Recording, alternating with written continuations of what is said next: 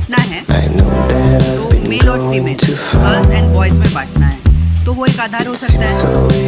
अगर मैं बोलूँ कि किसी पूरे क्लास को हाइट के हिसाब से बांटना है तो भी वो एक आधार हो सकता है।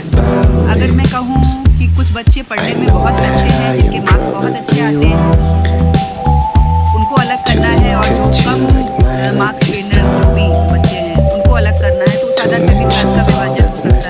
ठीक इसी प्रकार संसाधनों को अलग अलग संसाधनों का विभाजन अलग अलग स्तर पर किया गया है। वह कौन कौन सा स्तर है? पहला है उत्पत्ति के आधार पर संसाधन का विभाजन, कि किस संसाधन की उत्पत्ति कैसे हुई, ठीक है। दूसरा है समाप्यता, कि ये संसाधन जो प्राप्त है हमें, इसका जीवन काल कितना है, क्या ये समाप्त होने वाला है या नहीं।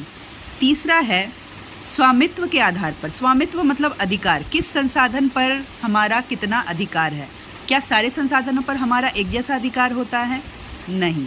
चौथा है विकास के स्तर के आधार पर संसाधनों का विभाजन, कि जितने भी संसाधन हमारे पास मौजूद है, क्या सच में हम सभी संसाधनों का इस्तेमाल कर रहे हैं, क्या सच में सारे संसाधन जितने हमारे पास है क्या वह प्रॉपर तरीके से इस्तेमाल हो रहे हैं या उनको रख दिया गया है, क्या सारे संसाधनों के लिए हमारे पास प्रौद्योगिकी है, और अगर नहीं है तो उनका क्या हो रहा है। इस आधार पर भी संसाधनों को विभाजित किया गया है।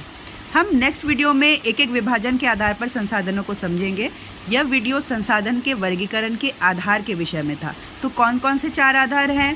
पहला है उत्पत्ति के आधार पर संसाधनों का विभाजन, समाप्यता के आधार पर संसाधनों का विभाजन, स्वामित्व के आधार पर संसाधनों का विभाजन, और चौथा है विकास के स्तर के आधार पर संसाधनों का विभाजन।